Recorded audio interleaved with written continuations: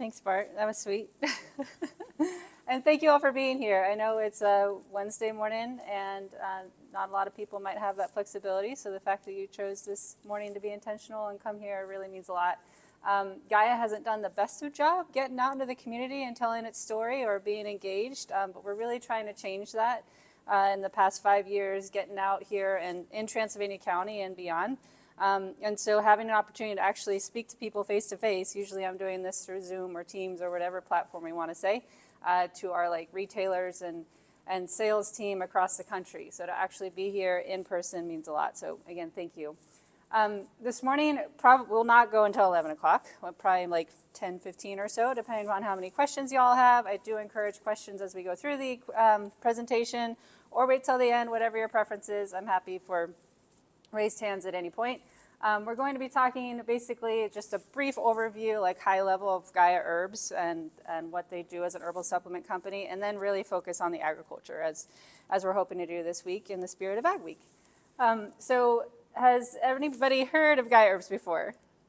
Okay, most everybody, awesome. Did you know that how soon or how recently did you find out they were right here in Transylvania County? Or is that still? Today? Okay, awesome. Well, beautiful. I love the two opposites there, because that's exactly what we want to try to capture. Gratitude for folks who have been aware of it, and then to, of course, spread that knowledge and tell people about what's right here in the county. So glad you came. So high-level overview of Gaia Herbs. So we are an herbal supplement company that began in 1987, producing a wide variety of herbal supplements in a wide variety of forms. The product types, so from gummies, liquid extracts, syrups, powders, capsules, even lozenges, and hand sanitizers. So quite a wide variety of forms that we are able to manufacture our products, which is happening right here in Brevard now. But through every step of the process, we really are transparent through where we are sourcing our raw materials and who we are getting them from. So a big part of that is testing everything. The herbal supplement company is not regulated, so we really want to be the leaders in that field to show that even though it's not necessarily regulated, we are doing everything that would comply with the FDA. Well, it does comply with the FDA, but would comply on a more pharmaceutical scale as well. So not only are we testing everything for pesticides, microbes, heavy metals, ID, we want to make sure that the herbs we're getting in are actually what they are. So all of that is tested in our lab. But also, the pesticides and heavy metals and microbes are a big piece of that. We want to make sure that anything any folks are ingesting with our name on it is pure and safe. So we even went as far as inviting the FDA to come to our facility last year. I think that was last year. And did a whole campaign around it, actually aired an ad in the New York Times. It was a whole page, because we're that transparent and we're that sure of our products and want to make sure that the industry as a whole, or consumers as a whole, are aware of what might be going on elsewhere, where other companies might not be taking that much care and dedication to their sourcing standards. So as I mentioned, the company began in 1987, actually in Cambridge, Massachusetts, by an herbalist, who after about 10 years of being up there and growing the company, really wanted to expand the diversity of herbs that the company could grow, as well as have a longer season extension. So legend has it, and Ann, correct me if I'm wrong, that the owner-founder kind of toured the country to try to find a growing space that could accommodate those things that he was looking for. I think he ended up in the Pacific Northwest a bit. There's a lot of herb farms out there. Nice dry climate, but he did find this little place of heaven we call Brevard, and the farm that we are still stewarding today. So we'll go into that as we go on, but basically once the company landed here in Brevard, where they started the farm and facility operations, it expanded in 2019 actually to our fulfillment center in Mills River. So here in Brevard, we're doing the farming, and we're doing the lab work and the extraction and encapsulation, and then we're shipping all those capsules to Mills River, where they get put in bottles and labeled and shipped out. We also do rely heavily on a few co-manufacturing partners that do things like our powders and syrups that we can't do here in-house in Brevard, but we work with those partners that ensure the same standards as we do right here for producing those kinds of consistencies that we can't do on our lines. So across the whole company, we have about 275 employees. A lot of those are here in Brevard or Mills River, and the rest are like our remote folks or our national sales team that work across the country to sell good products. But we're really proud to say that Gaia has leaned into our social and ethical responsible business practices over the past 10 or so years. So we are a public benefit corporation. We're going to talk about the Regenerative Organic certification a bit. We became a B Corp, and then as of a couple years ago, did join the wave of the Bee and Blue Zones workplace certified. So treating employees as healthy as we want to treat everybody who takes our products is a gold standard for our company. So where are we in this amazing county that we call home? Transylvania County is massive, not a whole lot of growing space, but I kind of blew it up. That green markup there is where we are right now in the library. So if you take 64 down towards Toxaway, you'll see this parcel of land, which is the Gaia Herbs Farm, and then our facility is right here. So you can't really see it off Island Ford Road, but that is the main entrance to the main facility. If you want to peek at the farm from the main road, you'd probably turn at Harmony Corner there, and you can see like a giant silo and kind of peek in at some of the farm. But otherwise, it's kind of off the beaten path, and you have to take a few gravel roads to see the full scope of the farm. So it's kind of a hidden gem, as I like to see it. And then blown up even further. So history of place. This is an overview shot of the farm. Not super updated, but the most up-to-date thing on Google right now. We are stewarding 350 acres of ancestral Cherokee land, which is most of Transylvania County. And we are super lucky, as we all are, to live here, to have the Appalachian and Blue Ridge Mountains surrounding us, creating a nice, pure, clean environment for growing and breathing and existing. We do have two major bodies of water running through the property. So Cathy's Creek right here comes through the farm. And then the French Broad River is our southernmost property border. So we also feel like we are stewards of the watershed. When it rains and floods, we get both the French Broad and Cathy's Creek coming in. So most of this area of the farm really becomes part of the rivers. But it's really cool to be able to say that, you know, we're so close to the headwaters of the French Broad, the third oldest river in the world, and Cathy's Creek, where the city of Brevard gets their drinking water from. And both of those coming through the property is a very special place to be. So previous to Gaia acquiring this property, it was a cattle farm owned by the Alexander family. I don't know if folks have you worked with that family or? Yeah, they live in Montana now. The son lives here. Okay. Still, Josh, but, cool. Yeah, so before it being an herb farm, it was great because all those cattle were grazing on it, dropping a lot of great nutrients. From what I understand, when Rick came and found the property, Rick Scalzo, the owner-founder, he was one of many bids on the property. So an herb farm, and then the other three bids were, well, many bids around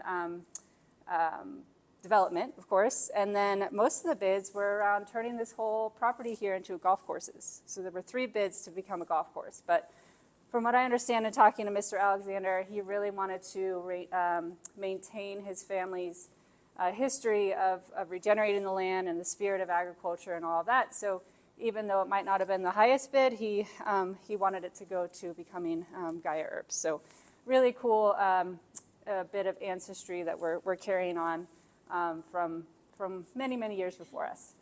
And then I will point out that half of the property, so basically this road here and down here, all of this is about 100 acres. And Gaia is leasing that land from a gentleman named Bobby Wood. He's been here in Brevard since the 60s, maybe 50s. And it's his family land. And from what I understand, when Gaia came down in the late 90s, they started leasing that land not to grow on it, but simply to have it make sure that it wasn't converted into conventional farming. So basically, yes.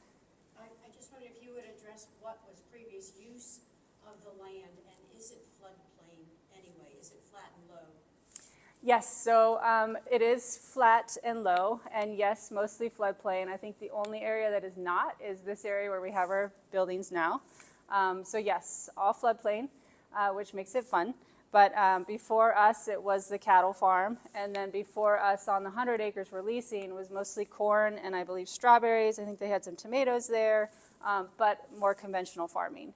So once Gaia acquired it, that's immediately why they started leasing it, was to ensure that anything that would happen on this land would be under Gaia's surveillance, or not surveillance, but just make sure that it couldn't potentially contaminate any of the herbs that were growing over here.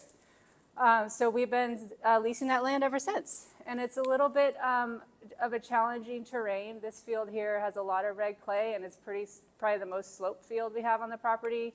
And then these down here just consistently get flooded, and we call them our Vegas fields because it's a gamble all the time to know if we're going to plant in there or not.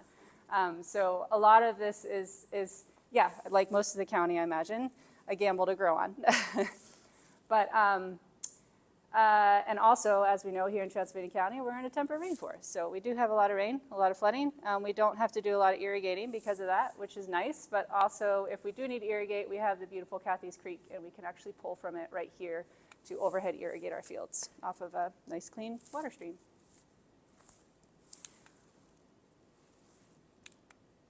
All right, so Gaia Herbs is a vertically integrated company, meaning that basically we're starting on the farm. And we were saying seed to shelf. Now I think our new marketing term is from soil to supplement. So, but no matter what, however you want to phrase it, it really starts with the farm. And so we're going to focus on this section, but as you can see, it really goes on all the way to distribution. But it begins at the farm. So there's a lot of different ways to look at it, but really this is where the Gaia story begins. And then to go a little bit more nerdy into the soil microbiome. So that's a big part of regenerative, well, all agriculture. But for us, the soil is super important. So I like to see or envision the structure of Gaia and how it trickles down to our giant farm team as really focusing on the health of our farm and the team, and how that can trickle up and really feed the health of the company. So on all the slides, not all the slides, the next 10 slides, I'm going to be talking about the farm and our operations, but you're also going to see a picture of one of our farm team members holding a sign of how many years they've been on the farm, just so you can get, like, not only meet the team that makes all this happen, but kind of see the history and investment that a lot of these team members have here in our county and might have been here longer than some of us. And it starts with Jorge Mendez. Has anybody met this gentleman before? Yeah. So Jorge, as you can see, he's been with the farm for 27 years, but he's been a part of this company, or county, for much longer than that. When Rick came down and kind of scouted this land, he was probably standing on this farmhouse porch right here, which dates back in the Alexander family to 1903, I believe. And when Rick was standing on this porch looking out on the farm, so this is the view of from the farmhouse porch, he realized he would probably need a little bit of help stewarding all this acreage. And so he caught wind of a gentleman named Jorge, and they actually called what is inappropriate now, but he said they were looking for Mexican George. And that's kind of what he was known as in the county at that time. And so they found George. He was working on a tobacco farm when tobacco was being grown here in the county. They found him, and they convinced him to come work and start this herb farm. And so really, a lot of the plantings that we see today, so things like these ginkgos and hawthorn trees that were planted when he first arrived 27 years ago, when he first became part of the farm 27 years ago. But along with the ginkgos and hawthorns, when they looked out on this porch, they remembered all the cattle grazing and whatnot, and while, yes, a lot of good fertility was dropped in the fields, there was also a lot of compaction that happened over the years from all those animals grazing the fields. So one of the first things they did was created a large composting facility. They really wanted to bring organic matter back into the soil and reduce that compaction. So while they did start with some tree plantings and small parcels of other herbs, it was a compost operation that really started the farm. And then just a little bit of vision that I continue to admire of the founder was that he decided to plant the ginkgo and hawthorn in this manner going down into the farm. Ginkgo is traditionally known to help cognitive support, and then hawthorn trees are traditionally known to support heart support. So the vision and symbolism here is as you're entering the farm, you're passing through the heart and mind of Gaia. So kind of a fun little story there. So what are we growing?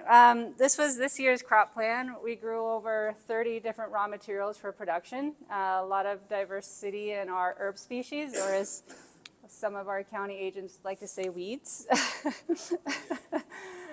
We are, intentionally growing dandelion and plantain and things that you might try to be plucking from your front yards or lawns. We want to grow because we understand there's a medicinal component to those. And in some of these, we're not just taking like just the leaf, but we're taking the top part, the root, and the seed. So all different parts of the plant at different times of the year, knowing that there's different medicinal benefits of the plant at different times of the year, and combining them all together in our products for like a full spectrum approach. So all parts of the plant working together to help your body. So we have about 170 acres in that cultivation. And with that, like this year, I think we harvested about 32 tons of raw material, but that's still only about 20% of Gaia's raw material needs. So we are sourcing a lot of other raw materials to accomplish what we need for production.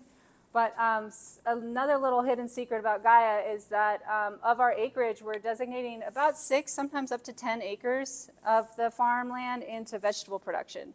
So those mixed vegetables go to our employees as a employee benefit. So we get a free farmer's market once a week, which is pretty great.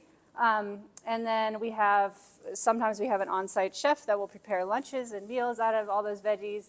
But what's great, one of the greatest things is that half of what we grow goes to our local food insecure neighbors. So here in Transylvania County, we've been donating produce to the Sharing House for decades. And then as of last year, we really started a relationship with the Hunger Coalition. So we're donating a lot of produce to them. And then because we have that facility in Mills River, we're trying to share the love to Buncombe and Henderson County, and have been working with an organization called Bounty and Soul. They do a lot to get produce out to food insecure neighbors. And as of the last couple weeks or months, 6 weeks, 7 weeks since the hurricane, we've been sending a lot of sweet potatoes up that way. So a lot of folks like Swannanoa, all that area, have been getting a lot of our sweet potatoes and some of the abundance that we had on the farm. So as I mentioned, we're only growing 20% of those raw materials, so the other 80 is coming from all over the world, not only because we don't have the capacity here at this time, but also because a lot of these things just can't grow in this county. So we are sourcing all around the world, again with the same standards and the same testing protocol. So what are we doing with that acreage beyond the herbs and the veggies? Well, we're designating a lot of it to our pollinator friends. We practice an approach called integrated pest management. So really trying to be intentional about planting species that can attract beneficial insects and hopefully prey on our not so welcome friends. And then we're also really stewarding our watershed. So we've created some pretty big buffers between our riparian areas and our fields to make sure that when it floods or hurricanes come, we're protecting our fields from potentially providing sediment into the watershed, or also protecting our fields from the watershed maybe creeping up on them. So that's part of our acreage. And then health and wellness initiatives. So this big front area of the facility, if anybody's been to the facility, about 5 years ago, you probably would have seen it just mowed like a golf course, but we turned it into a wildlife area. So it's gone pretty wild, but also we've kind of mowed a couple pathways in there. So employees can, if they can't make it to the farm for a walk, they can just go out the front door of the main facility and do a little cruise there and feel, connection with nature in a shorter amount of time. Adrian here, he's been with the farm for 18 years. Has anybody been in the county for over 18 years? Yeah, so most of us have not. And so I just want to pause there because this team that comes up and helps make the farm what it is really has a lot of investment in their heart and soul here in this county. Can you say something about riparian, what that means exactly when you were describing the... Yes, so any area that's basically next to a body of water. So this is just a little feeder creek, or it might be something next to like the French Broad River or anything like that. Any area where land is meeting water. I don't know if you have a more scientific definition than that, but... Sometimes that can be defined by soil type, but what she said was perfect. But it's important to keep it, leave it, not to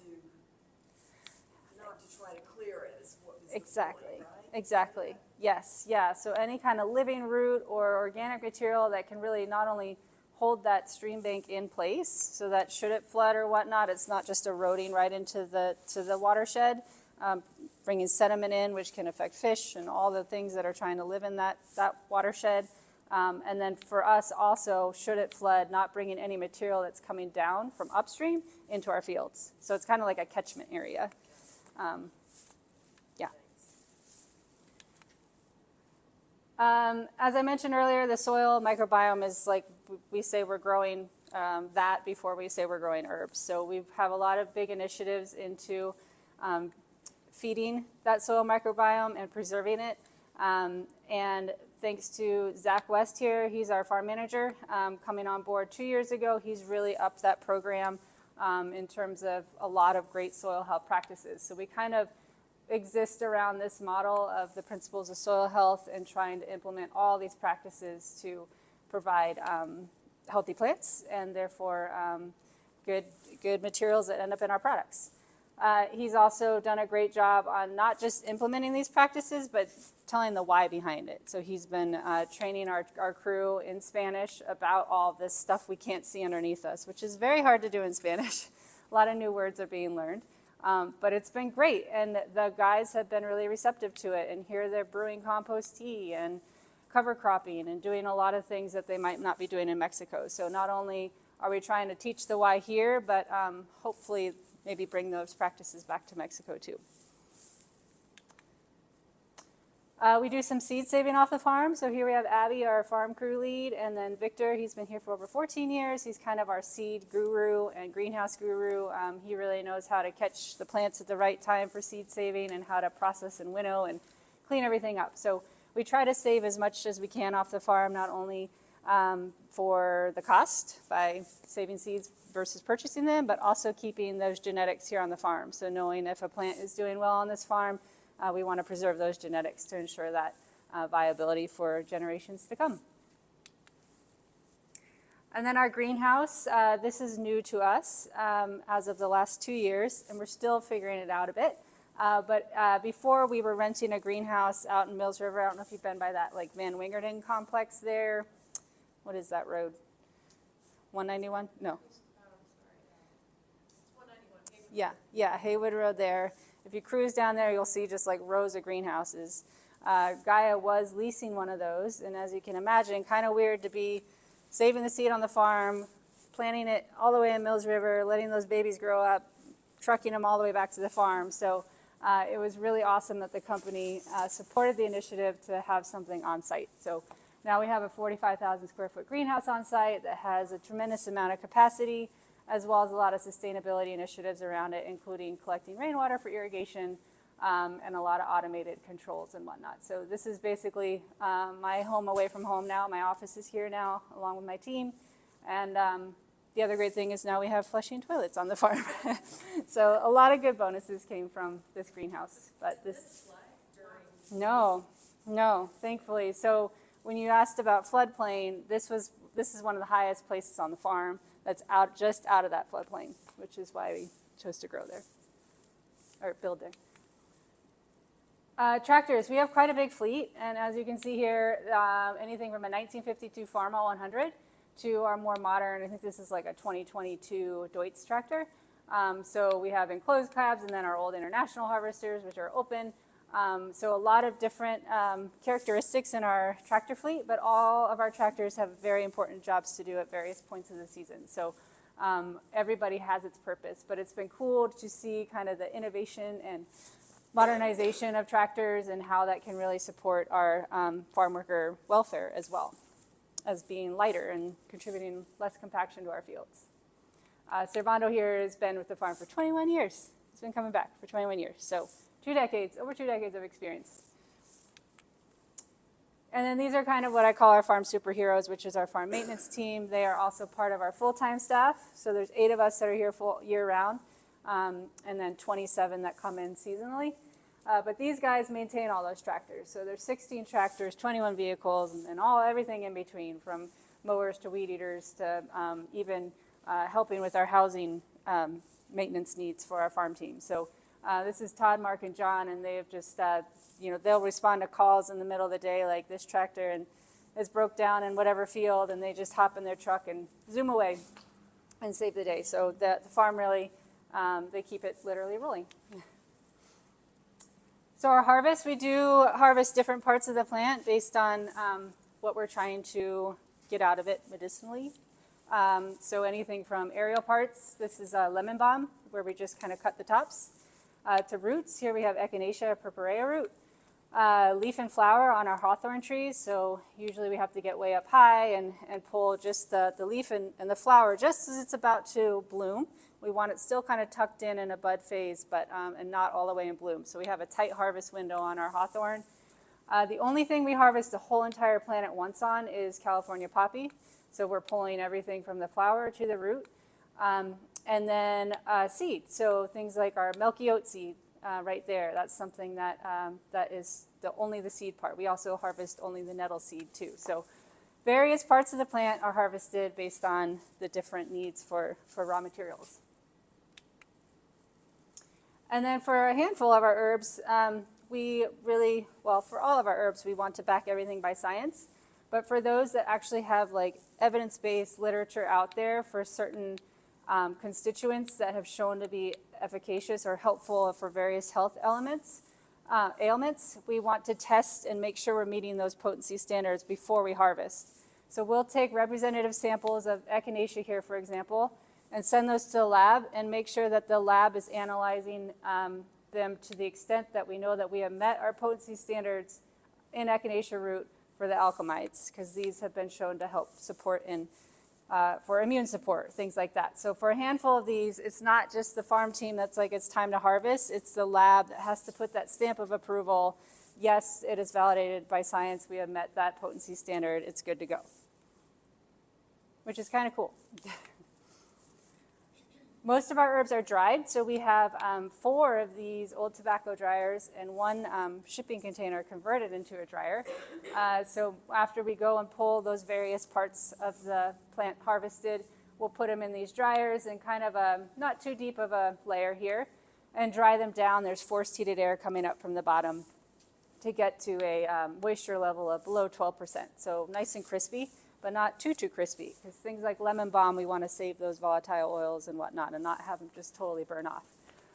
So they get dried and then packed in these big super sacks, but everything is done manually. So some of our herbs or some of our roots we need to wash first. So we have David and Pablo here standing next to our big irrigation pump that's going to feed our root washer. So we'll wash the roots before putting them in the dryer, but we don't wash our aerial parts before going in. And then we have 5 freshies, as I like to say, herbs that do not go through the drying process and are only grown on the Gaia farm because they have to be extracted fresh. And that's these 5 characters right here, which are quite labor intensive, especially the milky oat harvest. That one is done all by hand by these little chamomile rakes. And we're capturing the oat seed at that milky stage. So if you squeeze it, you can actually see milk, or what looks like milk, coming out of the seed stage. It's not at a hard seed, so therefore we can't use like a big combine and do this mechanically. It all is done by hand, very carefully, to preserve that, that milk that will ultimately go into our products. So here you see a picture of everybody out in the field. We all line up in a single row and just kind of do this motion all the way through the field until we've met our harvest needs. So it's a beautiful harvest. It's done pretty much first thing in the morning, like right at 5:30 we start, and after we've harvested what we need for the day, we pass it off to our maceration folks, who then take it, and then that goes to the lab. So it's like a full company harvest, which is a beautiful thing. Everybody touches these fresh harvests somewhere along the way. And they go into quite a few products. So with the crop failure on the farm, that can mean an out-of-stock product. So these are ones that we really have to make sure we perform well on. And I think they're phasing out of this, but anything that has these fresh products on it now will have a little white squirrel on it to show that it was grown here in Brevard. And this white, what's that? Oh, please. I remember being in the fields during the milky oats harvest. Oh, And when you think about regenerative agriculture, one of the most beautiful things is, and I will not ever forget this sound, when you take those rakes and you're going through, there's this beautiful, like, meditative sound. It's like whoosh, yeah. Yeah. and you've got 30 people doing it. It's like magical. It is magical. It's really amazing. It is. Thank you for adding You that. don't get that, like, you don't hear combines, you don't hear equipment, you hear. Yeah. Yeah. I appreciate you adding that. Sometimes the guys will even be singing, and like the combo of the singing and that is very special. And then the sun rising, oh, it's magical. But it is. So talk about close. You know, if we dry our herbs, we're packing them here in the dryers and just doing a quick little jot right on Island Ford and bringing them to the warehouse right here. Or if it's a fresh harvest, it's going right to the field to our maceration place here. So super close, super fresh, and something that's right here in our backyards. So that's kind of where we do our handoff of the vertical integration story. Once we bring all the herbs up here, then it goes through all of the various other facets of the company to end up on the shelf. These are 2 brand new team members this year. They were great and acclimated well and have been great attributions to the team. So speaking of the team, we do rely heavily on migrant farm workers that come up on the H-2A work visa. So it's a visa that is overseen by the Department of Homeland Security. And these crew members have been coming up for, as you saw, some of them 21 years plus. Usually it's been the same group of guys back every year. We've had a few swap outs, like the new individuals I just showed. But we love our farm team and want to support our farm team and also want to advocate for other agricultural producers that you can utilize the H-2A work visa and treat people with dignity and respect, starting with the housing. So this year we had our big ribbon cutting ceremony on new housing, which you can see if you drive past Island Ford Road. Like if you're on Island Ford Road here, you can see it right here. But this is a true labor of love, many years in the making, but it's been awesome to have the guys pretty much right on the farm, because you just go right down here and here's the farm. So they can hop on bikes or walk or take cars, whatever, but they can not only they can now enjoy the farm for leisure activities as well. So all the things that we love and enjoy about Transylvania County with the mountains and the rivers and all that, they can enjoy. And then we have a lot of wellness initiatives that we've incorporated with them, including yoga. We do yoga every week on the clock, so we want to make sure that we're really promoting taking care of our bodies through all of these hard harvests, and not just our physical bodies, but our mental and spiritual bodies too. So we've had support from somebody in this room who's been able to help with these yoga classes tremendously. And the guys have really enjoyed it. And then they have free access to medical care services through a nonprofit called Vecinos. And all this goes into say that, you can't really capture a lot of this with a label. We do have something called a Meet Your Herbs platform where you can go through and make sure that all your herbs, that raw materials that have gone into our products have passed all of our testing standards. So you can actually go in and test that. And then you can see by anything that's labeled USDA organic that we have met all of those qualifiers. But I'm going to pause on this third point here before we actually, because I want to first talk about the term regenerative agriculture. So I'll pause there right quick. Any questions on the brief overview of the farm? Okay, cool. Would you just remind us how many folks come in and how, but they're not, they're seasonal workers, how many folks are coming in? Yes, so we had 27 this year. Yeah, we've had up to 30. I don't know if there were more before my time, but 27 was the last 2 years, and then there's 8 of us full time. So there's 35 of us in the peak season. How long are they needed? They come in March and leave at the end of October. Yeah, we bring them in 2 shifts. The first group is March to September, end of September. The second group is usually May to the end of October. But that way we have like max capacity when we have max harvests and operational work to get done. But the housing has to be inspected and everything through the Division of Labor, and all the things are actually starting now in anticipation of their arrival already. So there's a lot of paperwork that goes into it, thankfully, that it's well vetted. Can you give an example of what the requirements are for H-2A housing in North Carolina versus what Gaia did for housing in your H-2A workers? Yeah. Thanks for asking that. If anybody's curious, they can go on the Division of Labor website and see all the standards. But when an inspector comes out and makes sure that you are meeting those standards, they're going off a list that was made in the 80s and has not been updated. The only update is that since then was the requirement of having a mattress pad. So along with those regulations are like 1 bathroom per 12 people, 1 eye of a stove per 10 people. I don't know all those ratios, but it's something like that. Even a partition between toilets, just a partition, not a whole wall, just something separating the toilets. In a more of like a bunkhouse system. So they're not great. And so Gaia is a gold standard because we've met all the criteria, which again isn't a great baseline, but we've gone above and beyond that. So we only have up to 5 people in those houses in each unit. And when the inspector came out, he was like looking at my math for only wanting up to 5 people in one of the units. He said, your math isn't right. And I was like, oh no, what did I do wrong? He's like, you can have up to 9 people in here. So I think it's, if that's of interest to you, check it out on the Division of Labor website because it's pretty wild. Where did they stay? Like those were 2 years old, so were they all of the workers' friends always on the farm somewhere? Yeah. So they also, there's 5 of them who have driver's license and can go, and we encourage them. They always go to the flea market, Smiley's flea market and whatnot, and they're free to go to do whatever they want, be human and live. But there's only 5 that actually have driver's license. Otherwise, they're cruising around on bikes on the farm or walking or jumping in and going places with other people too. But when they're here, that is the housing they live in for those months at a time. So regenerative agriculture, does anybody have a definition for that or what it means to them?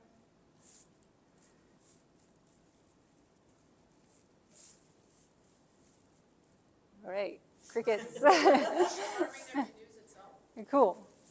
Yes. I think that the silence, that was a great one, but also the silence kind of speaks to the fact that there is no definition of regenerative agriculture, or that it might have a lot of different definitions to different people. This is a busy slide, but just to show that there are a lot of different definitions, / there is not one in the dictionary. The only definition that's close to it is just regenerate, which speaks to what you said, Ann. But kind of the big takeaway of regenerative agriculture is that it's, what you might hear is that it's really an agricultural practice to kind of restore carbon in the soil, and that it's kind of a big climate restoration initiative. However, the jury is still out on that. Some of the samples that have come back, not everybody's sampling the same to understand how much carbon they're sequestering or holding into the soil. So there's a lot of question around this, but I love this visual because it kind of captures it in a good way to show regenerative, like you said, just building things back. And not just keeping in a circle, like sustainable, but actually building to be better. Lots of benefits around it, and in the interest of time, just kind of go right into this. So because there is no definition, true definition, there's a lot of greenwashing that's happening around this term. So are all claims around regenerative equal if there's no true definition? Is there a guarantee behind the labeling? So anybody right now can say they're a regenerative grower, but is there a guarantee without a certification or any kind of standard to back up that claim? So most people can say it, and nobody will be able to really say otherwise. So enter labeling. So there's a lot of different ways to label things too, like natural or like all the things that might not have a lot of backing behind them. So there are quite a few certifications out there, but this is different than like organic certification, which is overseen by the National Organic Program. A lot of different people or organizations can come up with their own certification right now, and each of those certifications can mean different things. So the Regenerative Organic Alliance created the Regenerative Organic Certified label. Regenified created their own. This is only a hand, I think there's like over a dozen or something like that now, but this is just a handful of them that kind of capture regenerative agriculture. But in the case of Regenerified, has anybody heard of that label, by the way? That's kind of the biggest one out there, I'd say, right now. But in that case, you can still allow for chemical disturbance, GMOs are allowed, and there's no social fairness component to that standard. So even though it's certified Regenerified, which you would think is regenerative agriculture, there's a lot of different characteristics in this certification than the Regenerative Organic Alliance. Also the Savory Institute, they do soil testing and are really results focused, but there's also no social fairness component.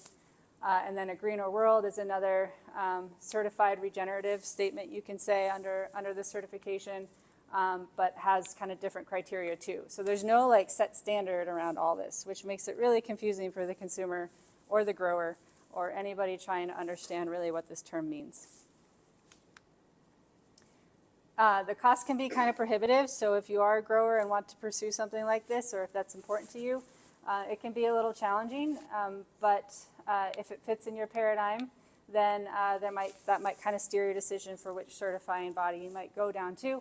You can, of course, put a premium on your product if your consumers are really looking for this standard and want to make sure that what they're putting their money into on the shelf is holding true to these practices, so therefore you could probably charge a little bit more on your product.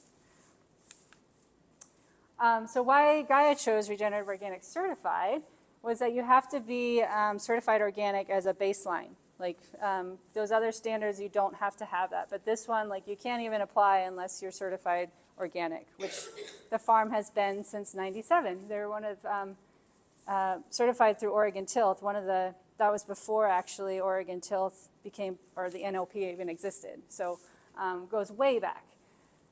So we wanted to pursue this because, as you can see, or maybe see here, it's a little blurry, there's a lot of different claims here. However, none of them capture it all. So even USDA Certified Organic, they do a lot in the soil health pillar, but they don't do everything. They do only one thing in the animal welfare area, so you can still have CAFOs and have antibiotics under the organic program. And then there's nothing in social fairness at all, so nothing about your people. And then some of these claims or certifications don't have third-party testing, so there could be some bias in there too. So we wanted to pursue Regenerative Organic Certified because it kind of checked all of our boxes as a company and our ethics, mostly around farm worker fairness. Because as I hope you're getting from the slides before, the farm team is really important to us. And anybody who's stewarding the land, who's farming, in my opinion, there should be some focus on the hands that are doing the work and coordinating all the things. So that's what we really loved about this certification. There are 3 pillars under it. So we look at soil health, animal welfare, and then the social fairness pillar. We do not have animals on the Gaia Herbs farm at this time. So we don't really look at that pillar too much right now, but soil health and social fairness we are audited on annually. And then there's like 70 different standards and things you have to be evaluated on, and depending upon where you fall in those, you'll rank either bronze, silver, or gold. So Gaia came out of the gate at the silver level. The only gold operations out there right now are like vineyards that don't really have to till, or ranchers, where you're not doing a lot of tillage in your pastures or anything like that. Because to be gold, you basically cannot do any soil disturbance at all, which is very, very hard on a production farm. And there's a lot of soil testing requirements, and then, of course, we do appreciate the third-party audit, because hopefully, if we can inform our consumers, they'll know that we went through all of these and have been evaluated and audited and can check all those boxes. Some of the ways that we're doing this is through our cover cropping and crop rotation, so always making sure we have our fields covered right after tilling or harvesting. Our cover crops have a wide diversity of species in them, so really, really promoting diversity. And then our equipment has to really show that we're doing conservation tillage techniques. So this is an Ogun cultivating tractor, kind of like the new and modern farmals. that are super light, as you can see, and then great visibility for the operator, but also doing minimal disturbance for our cultivation passes for weed control, so that we can run those frequently to combat the weeds, which are very challenging on an organic farm, but not be compacting the soil much or disturbing anything other than the weed seeds that are potentially germinating. And then here we have invested in a spader. This implement is basically doing like a vertical tillage technique versus a bottom plow, which is inverting soil all the way over. This just kind of scratches the surface to prepare our fields for planting. Soil testing, Bart loves it when I bring in 65 soil samples every year, but we test all of our fields and actually break up those fields to make sure that we're understanding the chemistry and the fertility of the soil in every single corner of the farm and adapting accordingly. Part of the audit process, they want to make sure that you are demonstrating this, so like through soil aggregate stability testing and a lot of different other nuances and details around soil. Does anybody want me to go any deeper on soil or? Yeah. How does the floods impact soil quality? I mean, you said that some of the growing areas were a little flooded, and I would assume that came from the French Broad. How does that impact soil quality and your adherence to maintaining this standard? Yeah, great question. So Bart might want to expand on soil quality, but in terms of Gaia's perspective, we haven't gotten those soil sample results back. We did do before flooding on a few fields, and then we'll look at after and see what that actual impact was. But in terms of like visual, we had a lot of those fields cover crops, so that really held our soil in place. So when the flood water receded, we still had soil and plant material in place. So cover cropping is a great practice for that, and those riparian areas really helped us keep some of that debris and silt out of the fields. Some of our fields we were helpless on and are totally sandy now. So we'll see what that does.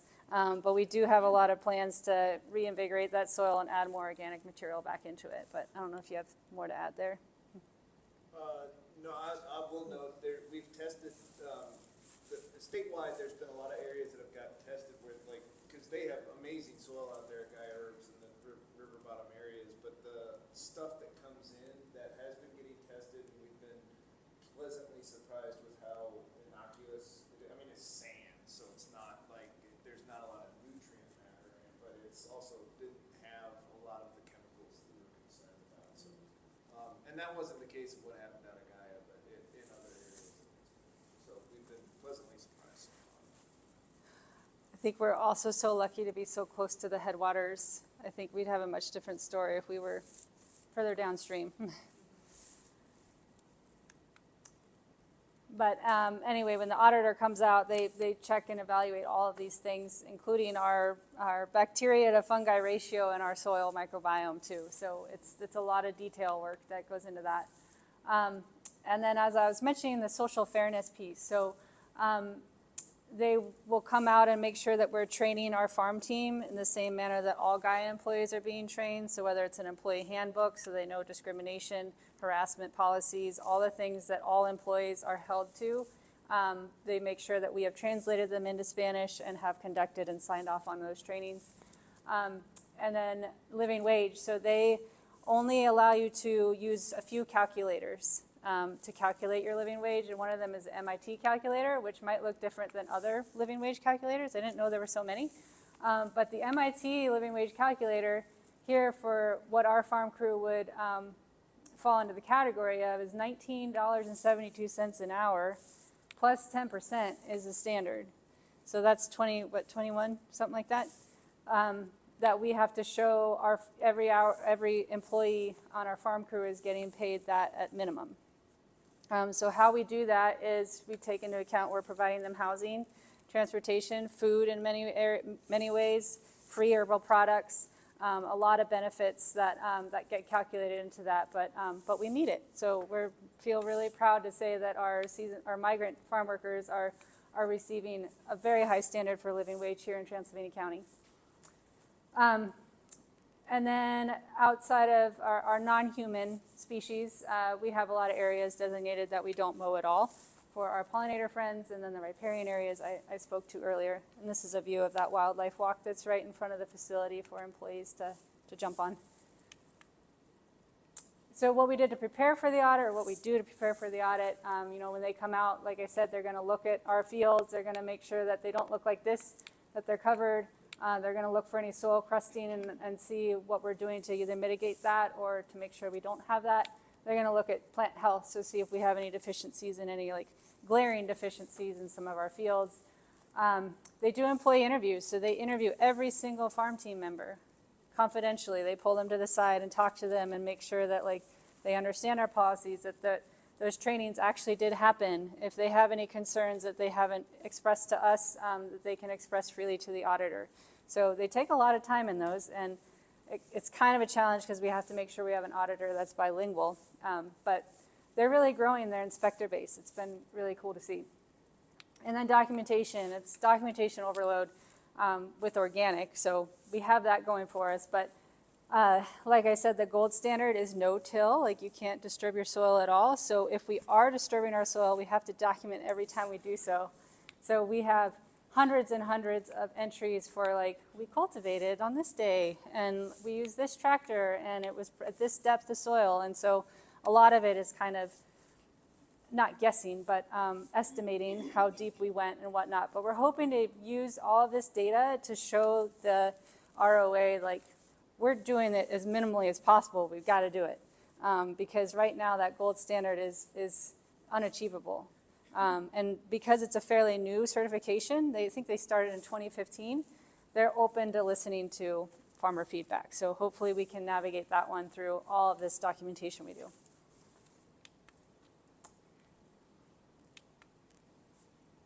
And then we've done a few experiments to show that we have to till or conservatively till. So we tried to do a no-till or a reduced till experiment 2 years ago.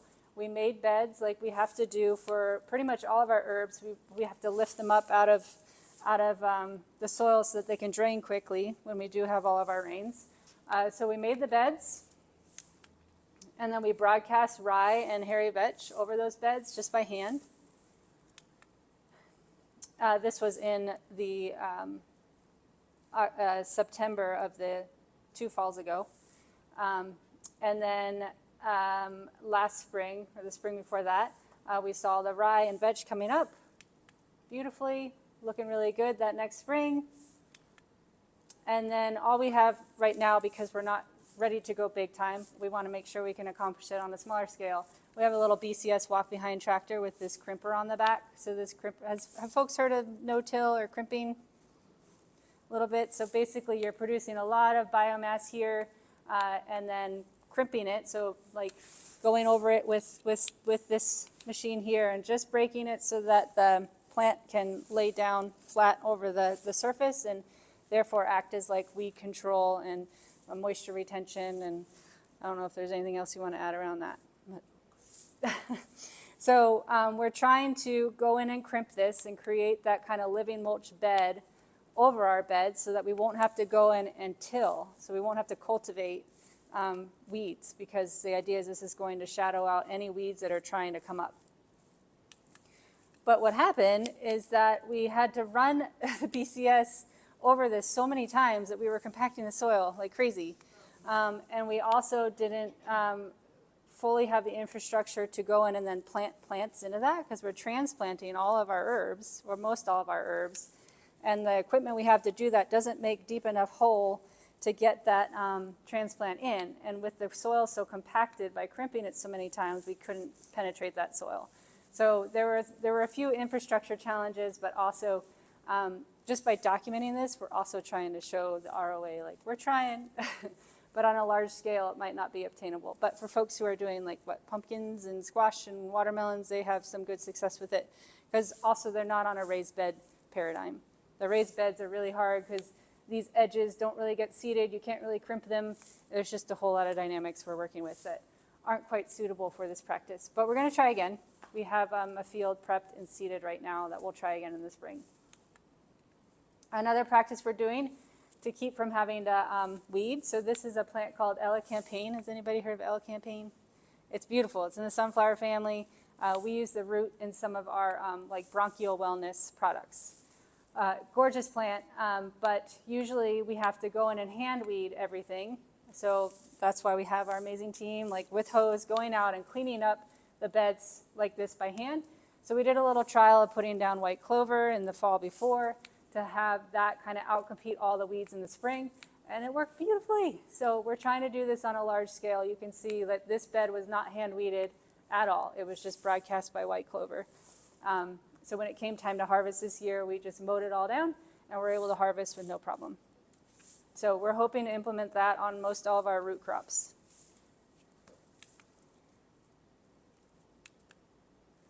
And then one thing that is a challenge for us, it's also keeping us from obtaining gold, is we grow a plant called bacopa. Has anybody heard of bacopa or brahmi?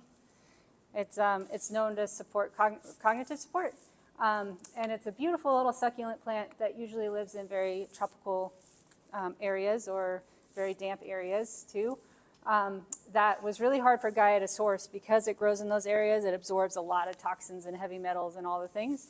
So we brought our whole production in-house in order to provide Gaia a nice, clean product that met our heavy metal and microbe and potency standards. But we do it in pots in the greenhouse because it needs to stay warm and toasty all year.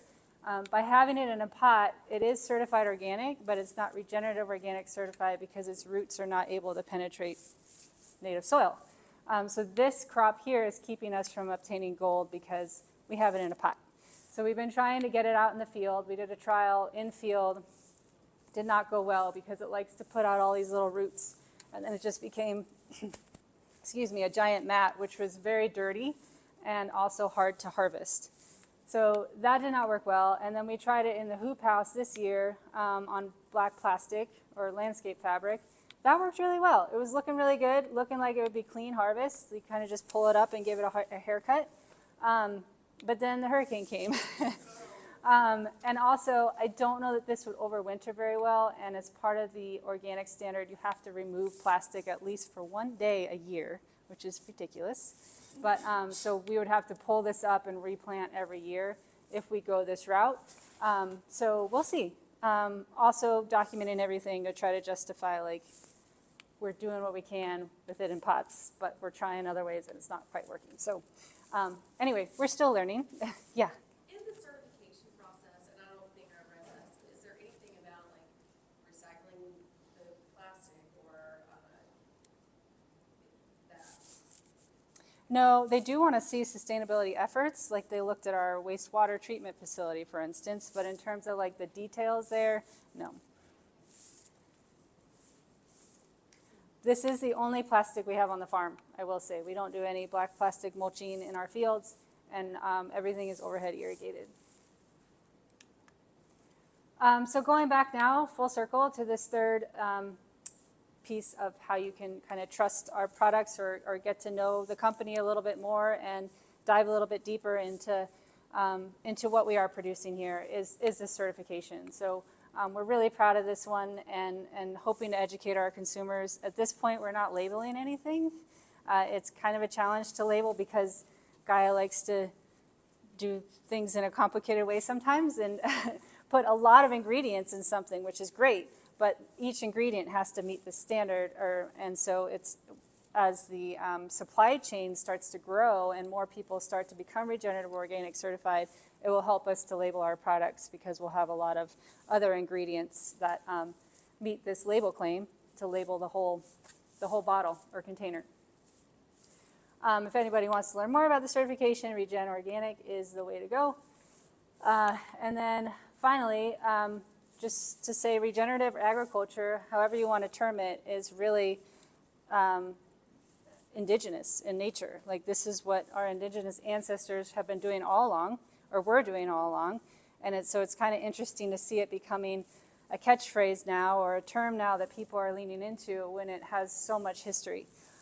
So do just want to give a nod and highlight that as you continue to see this term evolve in the marketplace or on labels or make purchasing things even more confusing, that this is really deeply rooted in our heritage and in this county well before we were all here. So yeah, with that, I think that wraps it up. But I can go deeper in any of the regenerative practices, or catch up with you later, or my card's there, and there's a little flyer about the Regenerative Organic Alliance, as well as some samples of Gaia products if you'd like to take any.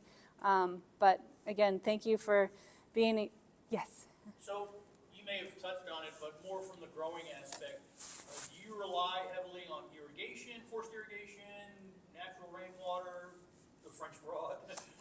No, because we're here in Transylvania County, it's mostly just rainwater. The only time we really have to irrigate is at planting. So once we get those babies in the ground, if we don't see rain for a minute, we'll overhead irrigate. But we pull from Kathy's Creek, not the French Broad. And then also when we're planting, we use a rain wheel system where we have big tanks that are part of the transplanting implement. So we're dropping water at the time of planting too through that implement. And then we're broadcasting compost tea. So it's not necessarily irrigating, but we will go through and spray compost tea too. Otherwise, yeah, the natural environment of Transylvania County keeps us pretty well hydrated.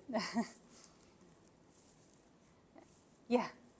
So how do you support the soil, and is there crop rotation, so that you find out if one crop takes something out of a soil, then you want to move it, or part of your land supports something specifically well? Yes, so right now we are in the process of putting the puzzle together, as I call it, because we're looking at our soil samples, our 65 soil samples. We're looking at our crop plan for the next year, and we're looking at what was in that field 2 generations before. So you have to have at least 3 rotations in a field before you go back to the original plant family. That is an organic standard, actually, that they'll go through and check your documentation to make sure that you have been doing that, at least 3 species or 3-year rotation. And then Regenerative Organic wants you to go up to 7 years or 7 rotations for the gold standard. So that's kind of up and above, or beyond. And then, yeah, the soil structure across the farm is different too. So I lean heavily on the farm team that's been here for 20 years to say, like, we've tried that in that field, it doesn't work. Let's try something else. So it really is a group decision for how things are placed, but that documentation piece on the rotation is something we are vetted on and need to make sure we're adhering to. And then we also piece it into the soil samples. So if something is okay with more depleted soils and wants a more quick draining area, then we'll put it there with adherence to the crop rotation too. So trying to play into the species personalities and limit the fertility that we put in there if the plant doesn't need it, or go big if it does. So there's a lot of details that we iron out to be species specific, field specific, soil fertility specific. Are you adding minerals or supplements in any way? You mentioned tea. Yes, yeah, the compost tea is big, and then we do rely on a product called Symphony, which is granulated chicken manure from organic laying hens. So that is a 543 nitrogen, yeah, that profile for Symphony that the farm's been using since as long as I've been there. And then cover crops, so getting a lot of nutrients and organic matter through diversity of cover crops in one blend. So I think in some fields we have up to 7 different species in our cover crop blends to try to get all the different things that we can get out of all the different plants, whether it's nutrients or porosity or organic matter. I didn't see your picture up there, but come on. Yeah. I am 5 years, 8 months, I think I just saw. So coming up on 6 years, but this was my 6th growing season with the farm. So yeah, but before that I was helping with the wellness program, doing their the lunches for employees, which is how I got to meet Ann actually. So yeah. One other question. In the part where you showed the drying of herbs, and you said that the roots get washed, Mm-hmm. but everything that's dried, it never gets washed or anything. So, I mean, there's bird poop, that comes down on stuff, and dirty hands, whatever. How do you remedy that? So the drying process really drops a lot of any dust or dirt that might have been on the material. And then also we go through many kill steps through the manufacturing process. Once it comes out of the dryer, it's tested for any microbial loads, contaminants, things like that. So at that point, that's one checkpoint. Well, we have many checkpoints. At the time of harvest, because it's all done by hand, we're able to visually see if anything like that is going on in the harvest process and toss anything that looks contaminated. When it's going into the dryer, that's another time we can visually look at things. When it's getting packed, that's another time, and then it gets tested in the lab. And then it will go through a whole heating process, gets tested again. We test. There's like a joke about that in the company, how many times we test. But yes, we make sure that all of that is accounted for. And it's usually macerated or extracted with ethanol. So there's an alcohol component in there too that can kill anything that might be in there. This was just great.